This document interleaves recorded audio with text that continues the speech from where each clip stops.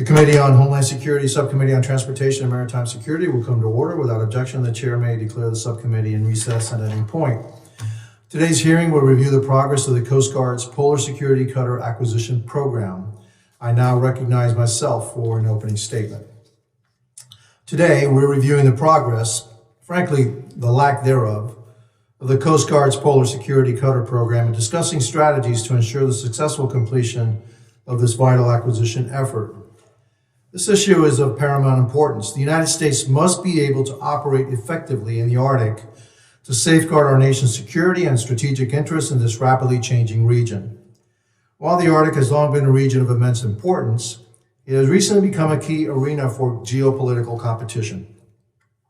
As the ice retreats, new opportunities and challenges emerge, such as rising shipping traffic, untapped natural resources, and shifting national security dynamics. Nations around the globe are positioning themselves to capitalize on these immense opportunities. Of most concern are adversarial nations to the United States. For example, the People's Republic of China, which continues to pursue its self-declared near-Arctic ambitions, is rapidly expanding its icebreaker fleet to bolster its influence in the region. Recent reports indicate that China currently operates 4 icebreakers, with a 5th, named GD, which translates to polar in English, under construction and expected to be fully operational by 2025. Notably, construction of the GD began in November of 2022, and by the time it becomes fully operational next year, it will have been completed in under 30 months, 2.5 years. Meanwhile, Russia commands the world's largest and most advanced icebreaker fleet, consisting of 41 state-owned vessels, including 7 nuclear-powered icebreakers, which it uses to advance economic development and exert geopolitical influence. It is concerning that these two countries are actively working to dismantle both internal and bilateral political and bureaucratic barriers to strengthen their cooperation on Arctic issues. Most recently, China's Premier Li Yuan met with Russian Prime Minister Mikhail Mishustin, and the two agreed to intensify their collaboration on Arctic matters, including shipping and polar vessel technology. By contrast, the United States has struggled to maintain even a minimal Arctic presence.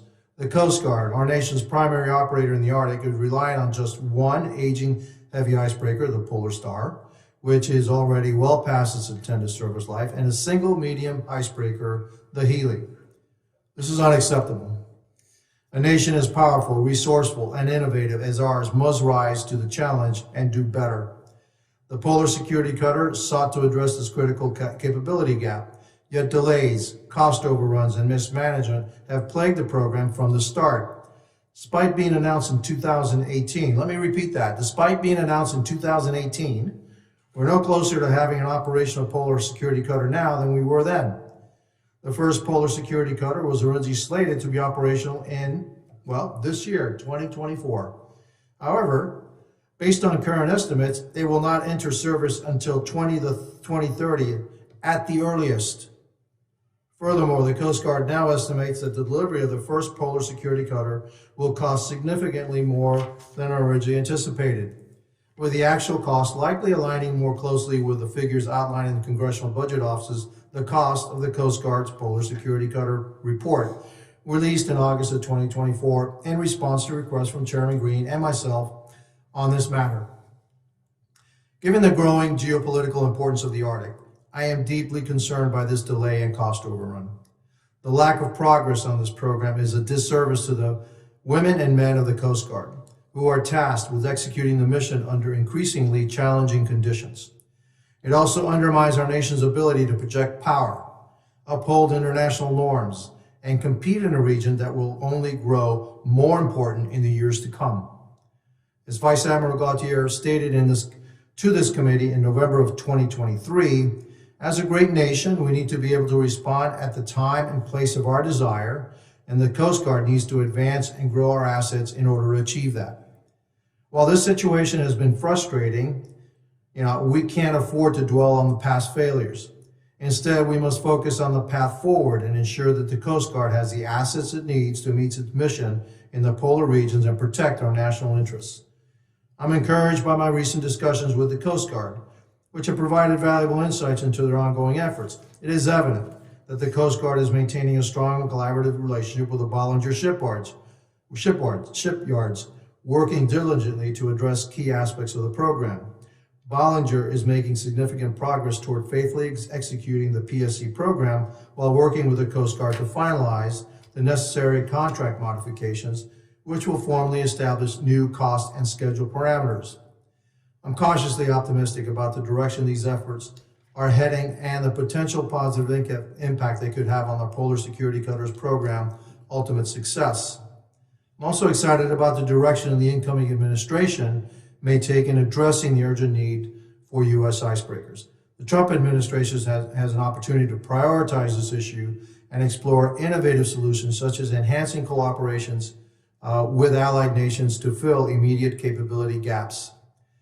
These efforts, paired with a clear commitment to advancing our long-term Polar Security Cutter procurement plan, could significantly strengthen our polar capabilities while reinforcing U.S. leadership in these strategically vital regions.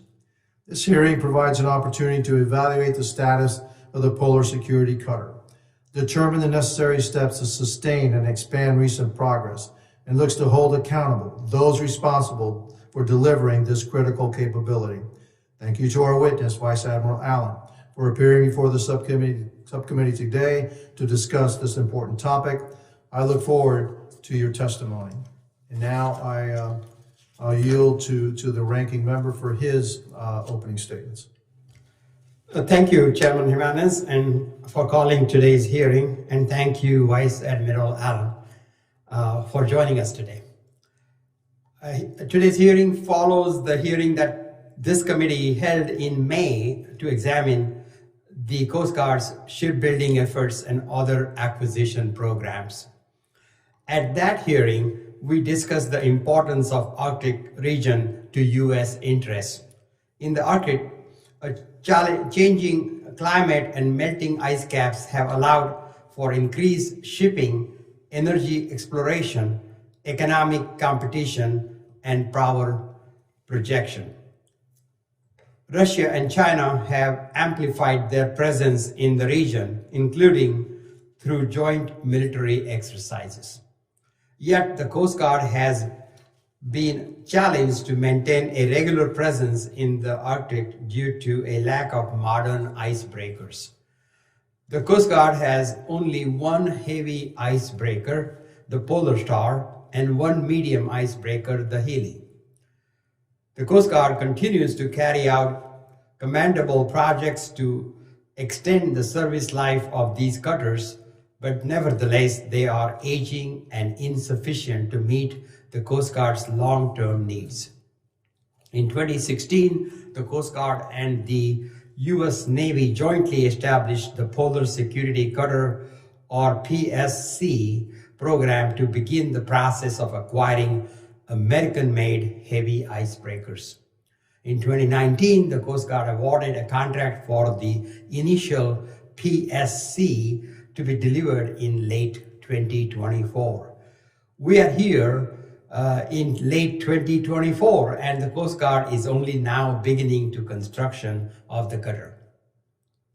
We understand some of the reasons for the delay, from underestimating the complexity of the ship design to the onset of the COVID-19 pandemic and impacts on supply chain. Some of these factors were under the Coast Guard's control and some were not. Going forward, the key is for the Coast Guard to learn from the past and establish reasonable schedule, cost estimate for the PSC program, and then stick to them. Doing so will allow Congress to plan for the budgetary demands of the PSC program and continue our bipartisan support. I look forward to receiving an update from Vice Admiral Allen today on the next phase of the PSC program. I also look forward to hearing more details on the Coast Guard's plan for the commercially available icebreaker it recently acquired to help fill icebreaking needs while we await the delivery of the first PSC. The Coast Guard's mission in the Arctic is critical, and we must ensure the service deploys the capabilities it needs. Vice Admiral, thank you again for being here, and I yield back. Thank you, Ranking Member Thanadar. Other members of the committee are reminded that opening statements may be submitted for the record. I'm pleased to have a distinguished witness before us today on this critical topic. I ask that our witness please rise and raise his right hand. You solemnly swear that the testimony you will give before the Committee on Homeland Security of the United States House of Representatives will be the truth, the whole truth, and nothing but the truth, so help you God. Let the record reflect that the witness has answered in the affirmative. Thank you, and please be seated. I would now like to formally introduce our witness. Vice Admiral Allen serves as the Deputy Commandant for Mission Support for the United States Coast Guard. Thank you, Vice Admiral Allen, for being here today. You're now recognized for 5 minutes to summarize your opening statements. Good morning, Chairman Jimenez, Ranking Member Thanadar, and distinguished members of the subcommittee. I'm pleased to be here to update you on the ongoing efforts to recapitalize the nation's fleet of polar icebreakers. I ask that my written testimony be entered into the record. Without objection. The Coast Guard is a unique instrument of national power, supporting national security and strategic objectives around the globe. We are working hard to meet growing mission needs in Arctic and Antarctica. The polar regions are experiencing an ever-increasing rate of change, requiring systems of assets and infrastructure to enable Coast Guard operations in some of the harshest and most remote environments on Earth. As Deputy Commandant for Mission Support, I'm focused on delivering solutions that equip our people with assets, tools, and support which will ensure U.S. presence and mission capability in the high latitudes. With the strong support of this subcommittee, the service is prioritizing acquisitions and modernization programs to meet national demands. I'm clear-eyed about this challenge we face in recapitalizing the nation's fleet of polar icebreakers. Put simply, polar icebreakers are the foundation for U.S. operational surface presence and influence in the polar regions. The Polar Security Cutter is the best and quickest way to provide the multi-mission heavy polar icebreaking capability the nation needs to deliver assured, year-round access and to meet national and homeland security mission demands in the high latitudes. The Coast Guard is working with the U.S. Navy as part of an integrated program office to design and deliver at least 3 heavy icebreakers we call Polar Security Cutters. Navy support is critical as the U.S. seeks to construct its first heavy polar icebreaker in nearly 50 years, at a time when the demand for new maritime assets exceed national shipbuilding capabilities. Together, the Coast Guard and Navy are collaborating with Bollinger Mississippi Shipbuilding to build the first Polar Security Cutter. Alongside our partners in the Maritime Industrial Base, we are working to address the unique challenges of producing a large, complex ship like the Polar Security Cutter. We are nearing the end of a long and complex process to modify the contract, formalize costs, and schedule requirements before production activities can begin. Thanks to your enormous efforts from dedicated people, I am very pleased to report that we are on track for a production decision from the Department of Homeland Security this week. As we work to advance the acquisition of the Polar Security Cutter, we are also executing service life extension activities on Coast Guard Cutter Polar Star, which departed Seattle for its annual deployment to Antarctica in support of Operation Deep Freeze. We are planning a major maintenance availability on the Coast Guard Cutter Healy, and we just awarded a contract to acquire the United States' only commercially available polar icebreaker as part of our Arctic bridging strategy. The physical, operational, and geopolitical environment near the poles is changing rapidly. Our presence in these regions has shaped national security in high latitudes for over 150 years and is central to the U.S. whole-of-government approach to securing and preserving our national interests. Continued support for modernized, capable polar fleet, along with increased Coast Guard capability and capacity in general, will fortify the nation's position in the critical Arctic and Antarctic domains. Coast Guard presence and leadership is essential to maintaining a coalition of like-minded partners to ensure these regions remain peaceful, stable, prosperous, and cooperative. I appreciate the subcommittee's continued bipartisan support, and I look forward to our continued work together on advancing these vital efforts in the high latitudes. Thank you for your time on this important matter today, and I look forward to your questions. Thank you, Vice Admiral Allen, for being here today. Thank you for being here, and I'll recognize myself for 5 minutes of questioning. Everybody else will be by order. We'll have our shots at you. Vice Admiral, how long have you been in your position? I've been in this position since June of this year. And your predecessor, how long was that person in your position? He was in there 3 years before. 3 years, and the person before that? 2 years before that. 2 years before that, and so in 2 years, 3 years, and you've been there 1 year, half a year? Yeah, yes, sir. Coming up on 1 year. A year? Okay. So in 6 years, they've had 3 people in that position. Are you in charge of all the acquisitions for ships, et cetera, in the Coast Guard? Yeah, yes, sir. Is this billet in charge of acquisitions, et cetera, for all the ships in the Coast Guard? Say that last part. I'm saying, is this position, the one that you hold? Okay? Yes, sir. Is that the one position that's in charge of all the acquisitions, et cetera, for the people in the Coast Guard, the ships, et cetera, in the Coast Guard? Yes, sir. So I oversee all the workings of it. The vice commandant is the acquisition executive. And so we've had, in 6 years, we've had 3 people. It's not much continuity. Yes, sir. Okay. How about the people underneath you? How long do they stay there normally? So, sir, we are made up of military and civilians. So a lot of our civilians have been there for long periods of time. Our military flags rotate every 2 years. Our lower than the flags are about 3 to 4 years. So, Admiral, the one thing that I have a big problem with, huge problem with, is our icebreakers. Is this something new? Nobody's ever invented one. Nobody's ever built one before. Last time we built one in the United States was... No, I'm not saying us. I'm saying, is it something new, brand new? Nobody's ever heard of an icebreaker before. We're inventing a new wheel. So, sir, I'd say when you talk about that, there's a lot of differences in icebreakers from the heavy to the ones that are breaking harbor ice. So you could almost think of it as an escort to the Ford 350. None of our allies operate heavy icebreakers? Canada actually is looking to build a heavy icebreaker, yes, sir. They don't operate one?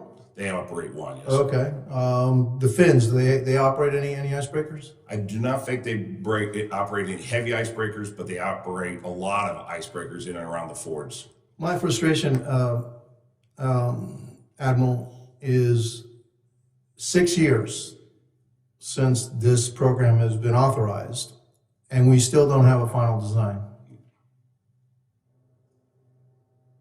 I mean, it only took us 9 years to get to the moon. Yes, sir. Okay? So I just don't, I don't see how there's any excuse for that, to be honest with you. I don't care about anything else. You may have picked the wrong shipyard and maybe they had problems. You have to go somewhere else and then there's another contract and all that. But during that time, your ship should have been designed. All right. So, sir, I would say to your point, I'm not here to offer you any excuses because excuses are always bad. What I'm here to talk to you a little bit about is we are at that final phases of design and we are ready to move forward. I think the reason I asked you about how many people have had your position and how often they change, yes, sir, because there's an aura of plausible deniability. There's nobody to be held accountable. I want to know, hey, who is that individual that failed to design this ship? Who is that? You can blame me, sir. How can I blame you? You weren't here in 2018. I'm working with that. You've been here for a year, and yet I can't blame the person before you because that person was only there 3 years, Sir. right? Maybe I'll blame that person, okay? Or about the person before that.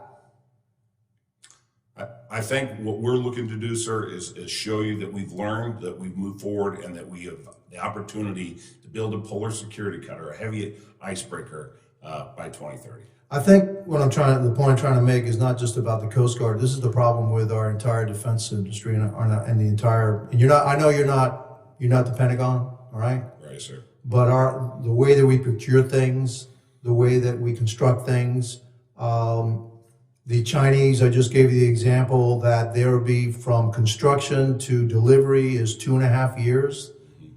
We haven't even finished design, and we're now waiting another 5 years at least until we get this icebreaker. Why would it take the Chinese 2.5 years to build an icebreaker, and us it takes 5 years plus another 6 years for the design, 11 years to put something in operation on an area as critical as the Arctic. The Russians, you know, they already have 41 icebreakers running around. We're lucky to have 2. This, you know, there's something wrong here, okay? And, you know, I told you, you know, Admiral, that I wasn't going to be kind because there is nothing to be kind about. This is unacceptable, especially the security risk that this poses to the United States, and the procurement methodology and the way this is going. This is just totally unacceptable. So, you know, maybe on my second round of questioning, I'll ask what you're going to do about it and what's going to happen. But my time has expired. I now recognize the ranking member from Michigan, Mr. Thanadar. Thank you, Chairman. And I do share some of your concerns and your frustrations. I understand. I'm glad to hear that the Coast Guard has made progress in its efforts to construct the first PSC. I understand the Coast Guard expects to negotiate contract modifications in the near future to formally establish new cost and schedule parameters for the construction of the cutter. These parameters are intended to keep the contractors on track, but realistically, if there is a breach of the contract, it would be difficult to pull support for the program while construction is underway. What assurance can you provide Congress that the Coast Guard and its contractor will abide by the new cost and schedule parameters once they are agreed to? Sir, thank you for the question. You know, as we talk about where we're going with this and what we have in place, we have a lot through the federal acquisitions processes to make sure that we are tracking every step of the way to make sure we understand how they're progressing on their model, how they're building, and when we can make payments once they've completed certain milestones. I would tell you, when we start talking about Bollinger, Mississippi Shipyard, we within the Coast Guard have watched them deliver our FRCs. They're at number 58, 68, and those are coming off the line with almost zero discrepancies. They also delivered our 87. So we worked with Bollinger before. We know the quality. We know the people. We're talking to the people down there in Mississippi, and it's amazing to see the patriotic nature that's coming out of them as they look for new ways to evolve and build a cutter that hasn't been built in 50 years in this nation.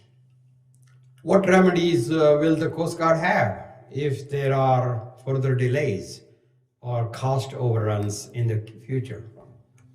So, sir, every step along the way, we have not only meetings within the Coast Guard to make sure that we're tracking progress and to see how they're doing that. We provide quarterly briefs up here to the Hill, and then we also provide quarterly and annual briefs up to the DHS. We're working to ensure that we have good continuity on where we are and where we're at.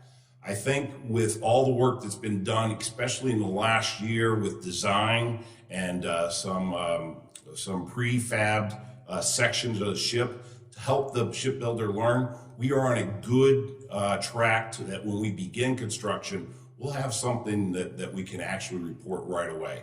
So we're working to make sure that here at the beginning, we are going to be on a road for success right from the start. And now that the Coast Guard has taken possession of the ship, what are the biggest hurdles to deploying it quickly? Is there anything that can be done to expedite its deployment? So, sir, when you try to build a vessel like the heavy polar icebreaker, it's going to take time. We think it's going to take all those 5 years. What we are trying to do is figure out how we fill that gap. And I think with the help of Congress, we are. So two things that we are doing, we're certainly, we've had a midlife renewal of the Coast Guard Polar Star that's on its way to Antarctica. We're looking to do the same thing for Healy to keep them in service and meeting the operations we need. We also did a search, and we came up with the only U.S. commercially available icebreaker, the IVIC, and we are putting that into service, as you mentioned in your open statement, In fact, we look to do that by the end of this week, and then we will actually begin to move that to its final home port in Juneau, Alaska, with a temporary berthing location sometime this summer. In addition to those things, what we're doing during the summer when the ice is receding a bit, we're putting our national security cutters, we're putting our helicopters, and we're putting our fixed-wing aircraft up in there to increase the presence and provide protection for our sovereignty in the Arctic. Now, you've had a previous contractor, right, with a contract that didn't deliver. What's the current contractor like, and what is their estimate of the cost compared to the last contract? So, sir, I think the other contractor sold out to Bollinger, Mississippi. They took the contract and the shipyard. Bollinger, Mississippi has done a lot of things to make that right, but they feel like a lot of the labor required was underestimated. So, to your question, we think this is going to cost in and around the amount that CBO estimated in their report this past summer.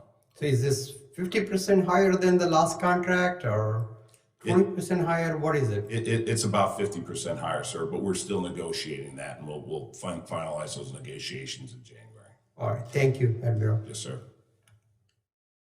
Thank you to the ranking member. I now recognize the gentleman from Louisiana, Mr. Higgins. Thank you, Mr. Chairman. Admiral, thank you for being here with us today. How are your men, sir? The men under your command? How are they doing as we're moving into this Christmas season and under the leadership of your new position, relatively new? You've been there a few months. How are your men? Sir, thank you for asking about that. Our teams are incredibly resilient. We've had some tough years. We are watching some of our assets kind of deteriorate, and we're working hard to get them new ones. But again, I think if you look back in their year review of the nation, from the Key Bridge failure to lots of search and rescues, our teams have gone out, and our teams like hard work. They like tough jobs, and I think they're doing well. Thank you very much for asking. Yes, sir. I've always been struck by the professionalism of the men and women of the Coast Guard, and in my humble estimation, your most valuable asset are those men and women. Deteriorating ships are a significant consideration, but they're of minor importance if you have deteriorating men and women. So I believe we're entering a new era. The incoming Trump administration and the slim majority of Republican control in the House, and a unified government with Republicans that are committed to helping the Coast Guard in both chambers of Congress and the White House. I believe there'll be a new emphasis on restoring our maritime assets to achieve our national security goals, and the importance of the role that the Coast Guard plays can really not be overstated. So the polar regions offer particular challenges for Coast Guard patrol and operations, clearly because of ice and the incredibly challenging conditions of traversing the sea in the polar regions. So the delays that you have faced that have been caused by sort of failures to navigate through maneuvering authorities within the Coast Guard and the means by which your designs move forward, contracting challenges. We fully expect that you and your team will address those things, and I'm here to reassure you that you're going to have a Congress and a White House that's going to fully support Coast Guard operations, including in the crucial polar regions. So I have an optimistic view of these things, because I know my shipbuilders, and they're a bunch of badasses, and they get the job done. And I need my office to be in regular communication with you, good sir, and your office. Before the Christmas season is over, your office will receive a letter from my office outlining the contact data for my senior staff that's assigned to help the Coast Guard in all matters and prioritizing the projects that we see partnering with in the coming years under your command. Regarding the procurement from small shipyards impacted by inflationary measures, this is some area you could really help, and I'd like you to answer this question, please. In what ways can you envision the Coast Guard to improve the means by which you synchronize your response to the requirements and requests of ERAs, equitable adjustments, the impacts of inflation, supply chain interruption, workforce interruption, et cetera? Can you please address how you plan to handle that?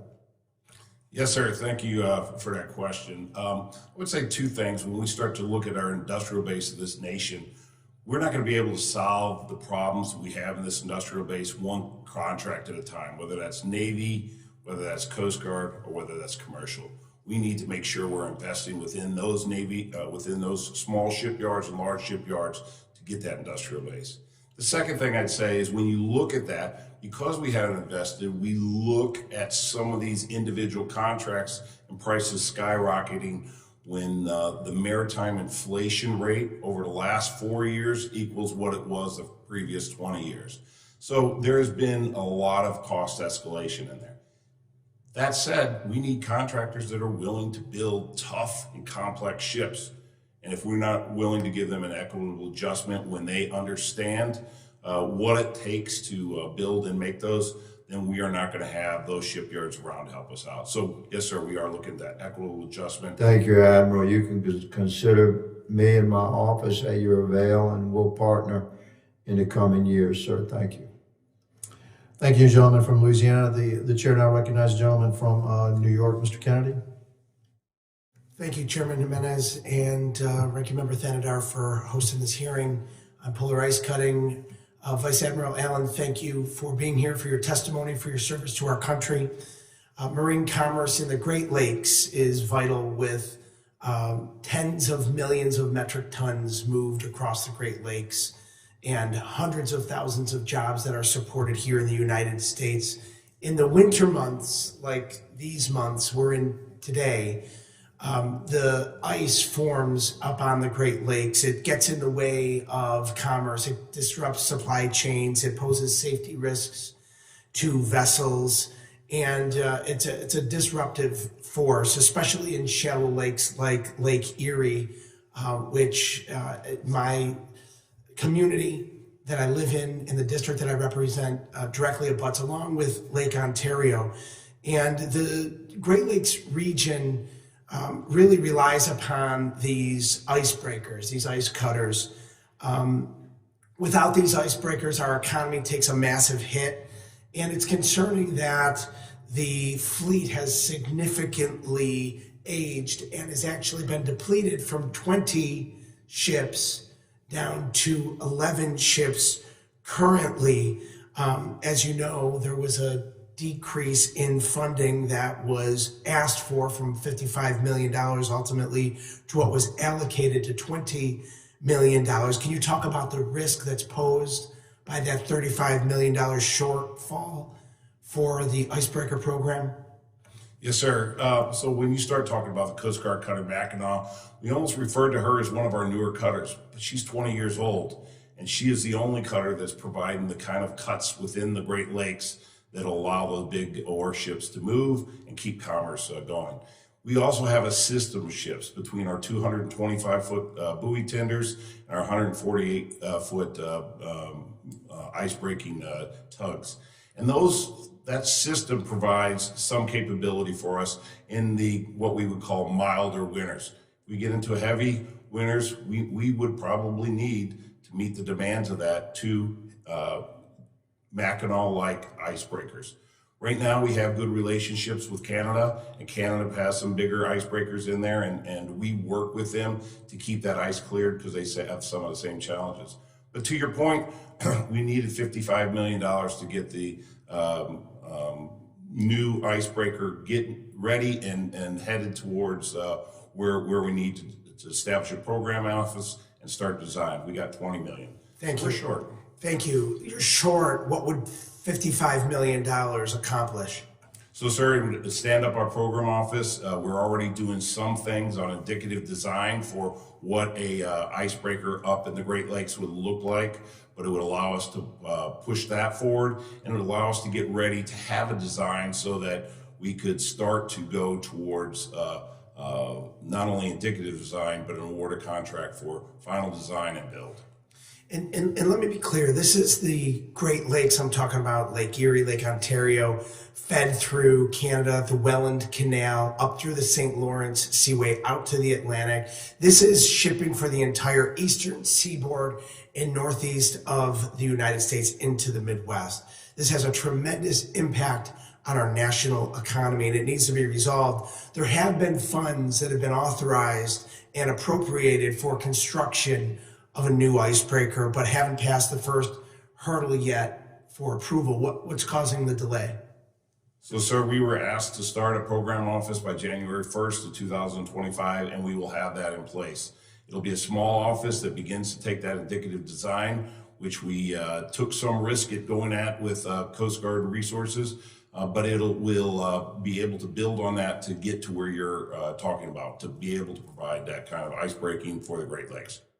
Well, I appreciate that, and I urge Congress and the United States Coast Guard to prioritize modernizing and expanding the fleet of icebreakers for the Great Lakes. Additional icebreakers for the Great Lakes are absolutely essential to move our economy, to grow our economy, for economic vitality throughout our entire nation, as I've mentioned already. So we're looking forward to working with you to get this program fully funded and to expedite the implementation, the construction and implementation of these icebreakers.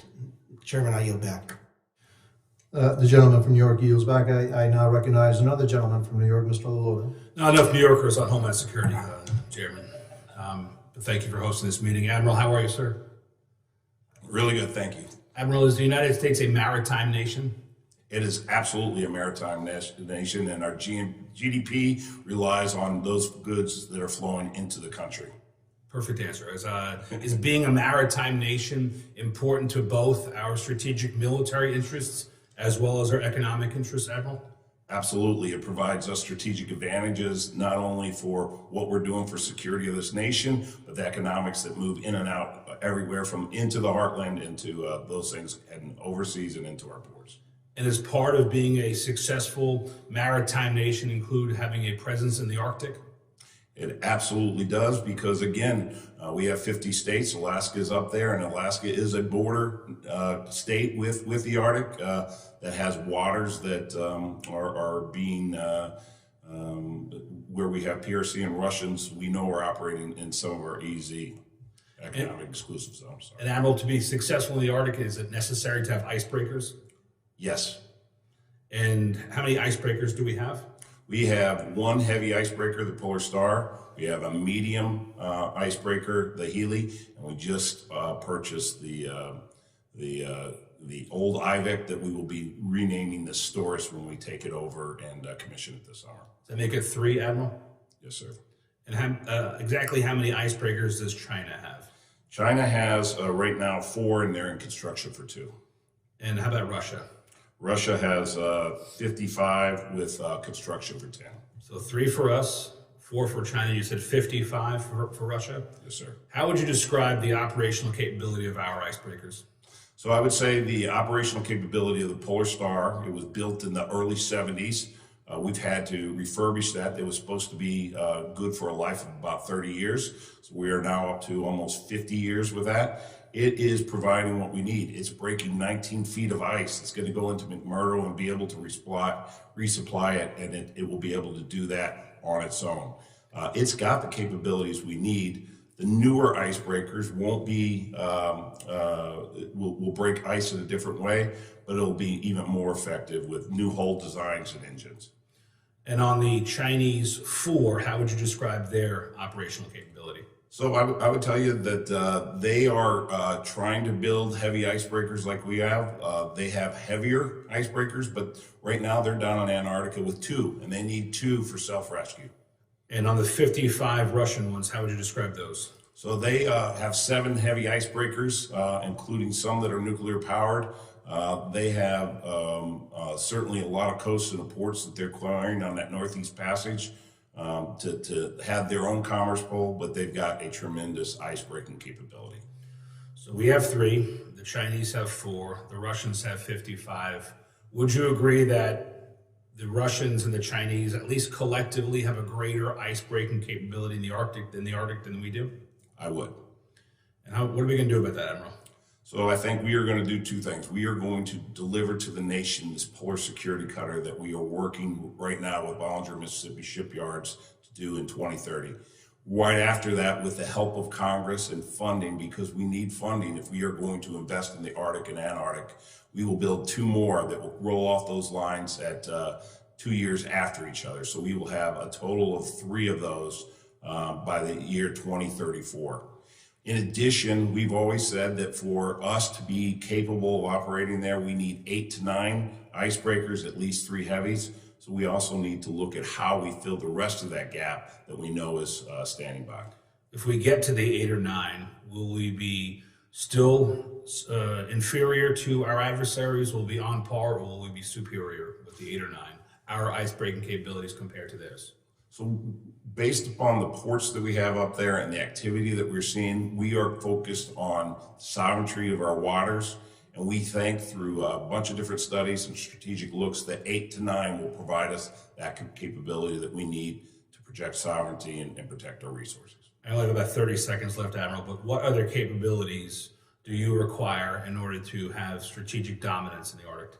So I think the Commandant would tell you that we are a $12 million organization. We need to be a $20 million organization to fulfill the duties that the nation's asking us to do it. Included in that, we would need that by 2033. Right now, we are a $1.2 billion capital-intensive organization. We need to be at $3.4 billion immediately to provide cutters, aircraft, helicopters, ships, and shore infrastructure to support what the nation deserves. Thanks, Admiral. I yield. Thank you, gentlemen from New York. I'm going to have a second round of questionings. And so, Admiral, what does the Coast Guard learn? What have you all learned? Sir, I'm sorry. I had called to that. I didn't hear your last question there. I'm going to change my question. I see a number of officers behind you. Are they part of the mission support staff? Yes, sir. So my command master chief, head of all enlisted personnel for DCMS, Master Chief Ingham's with him. I've got an aide that tries to keep me on schedule, and then 2 others that are doing program reviews to make sure we're spending our dollars and resources where they need to be. What's your average stay in mission support? One more time. In other words, how long do they stay in mission support? So most uniformed people, how long do they stay in mission support? So myself and Master Chief will stay about 2 years. Everyone else will be about 3 to 4 years. Okay. So the thing that's constant is basically your civilian staff? Yes, sir. I was just going to say our civilian staff is that vital piece that keeps continuity from our SESs to those people at the ground floor that are doing a lot of work on design. Is there a head of that civilian staff? Somebody, the head person, head civilian person there. So, yes, sir. What we do is we identify one of our senior civilians to represent the civilians on our leadership council. He's been on that council for over 20 years. But that's the only constant that you have in that section. So all the civilians, but yes, sir. So he's one. Yes, right. And the uniformed people rotate through. Yes, sir. Do you think that's a problem? Sir, I would tell you that when you go out and you design ships, it's good to know what you're designing them for, so to understand how they operate, what's required. I think there's a close connection that the service has provided over a long period of time to show how operators are helping to bring the right capabilities to the service. So, yes, sir, I think there is value. You're right. We have some lift to do to get everyone back up to the same level when we do rotations, but that's why we have our civilian staff, especially within the acquisitions directorate. But the civilians, okay, I mean, yeah, but the civilians report to you. Yes, sir. Okay. All right, so again, my concern about the entire operation is that the design issue, that you're 6 years and still hasn't been designed. I don't see how you can justify that, to be honest with you. But so I'm trying to get to the bottom of maybe you have there's an issue here, because you just don't design polar cutters. You're designing cutters. You're designing all kinds of probably procuring aircraft and everything, right? Yes, sir. You do mission support. So Right. so my colleague from Louisiana was very eloquent in saying that the men and women of the Coast Guard are the most important thing. Yes, sir. But we owe them. And here's what we owe. We owe them, and we must make sure that they're equipped. They're the best equipped Coast Guard in the world. Mm-hmm. And so, in your estimation, are we failing in that mission, or are we actually succeeding in that mission, keeping our Coast Guard and women equipped with the best equipment in the world? Sir, I would say, going back to what the Colonel said, we need to be a $20 billion organization to meet the nation's need. We are watching as we have crumbling infrastructure. We are watching as we are decommissioning ships because we can no longer maintain them. We're watching as we try to keep helicopters longer than anyone else, and we can't maintain them, so they are taking themselves out of commission. So, no, sir, I don't think we're delivering to the Coast Guard men and women the assets that they need to be successful. We are delivering to them the assets that they are making the nation successful in by hard work and long hours. Well, hopefully I'll stay on this subcommittee for the next year and next 2 years, and I will have more in-depth conversations with you about the needs and the shortfalls. And I believe that we owe it to our men and women that are putting there and risking their lives every single day to protect America. We need to make sure that they have the right equipment and the best equipment because that's what we owe them. All right. And so with that, I'll yield the remainder of time. I now recognize the ranking member, Mr. Thanadar.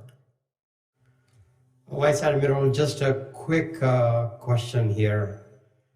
Don't want to take all of my 5 minutes here, but I'm trying to really understand. I'm a business person. I ran small businesses for many, many years. Planning is important to survive in small business. Cost controls are important to be able to get things done efficiently, under cost, in time. It looks like, something terribly went wrong here in terms of cost estimation, in terms of planning, designing. What have we learned? How can we go forward and have a sense or feeling that we're going to accomplish our mission? Do we understand enough about what went wrong and how we're going to address that issues? Sir, thanks for that question. I think when you look at this, we have to be a learning organization, and we have to come to you when we're having problems with too much oversight or too many red tape. That said, when you look at this polar security cutter and what it's doing, and I'd love to get both of you down there to see the unique problem set with this. We just went through an OPC, the Offshore Patrol Cutter. It has 17 modules, I'm sorry, to make it into a ship. This one has 85 modules. It's going to be as big as some of the landing craft that the Navy has. It is a very complex ship. Now you take 2-inch steel and you try to mold that around the hull. That takes time. But to your point, we could have done better. I think we've learned things now that if we put into place, we are going to do better. I'm watching that through our WCCs, which is our Waterways Commerce Cutter, and how fast that's moving, not only in final design, but getting ready to be built and bird on. I'm looking at how Austell has taken our OPC design and quickly moving in about an 18-month process to have production design and be able to start rolling those off. So we are learning, we will continue to do it, but I will tell you, this has been a very complex and difficult cutter to build. Has this contractor built a cutter like this before? So when you go into this, we had VT Halter was the ones that won the initial contract. They had, I'm not sure on their history on what we're doing, but again, this is a very complex cutter, something difficult, something that we haven't done before. We are very happy to be working with Bollinger, Mississippi shipyards, who have a proven track record and who are excited about this opportunity. Went down and got to meet with a guy named Sean, who walked us around the shipyard. He is taking and showing how we're doing new welding designs down there that have never been attempted with this thick of a steel before. They are incredible people, and I think we got the right people for the job. Well, your men and women in Coast Guard, I've been there, I've visited, I've been on the ships. I've seen them work so hard, and it's not an easy job. So I understand, and it's important that they have the right tools for them to do their job. So I wish you well. Thank you. I know you're in the job for only a few months, but I think it's so critical that we stay on top of this and things go according to plan now, because we need the tools they need the tools to do their job. Mr. Chairman, I will be back. Thank you to the ranking member. I thank the witness for their valuable testimony and the members for their questions. The members of the subcommittee may have some additional questions for the witness, and we would ask the witnesses to respond to those in writing. Pursuant to Committee Rule 7D, the hearing record will be held open for 10 days without objection. This subcommittee stands adjourned.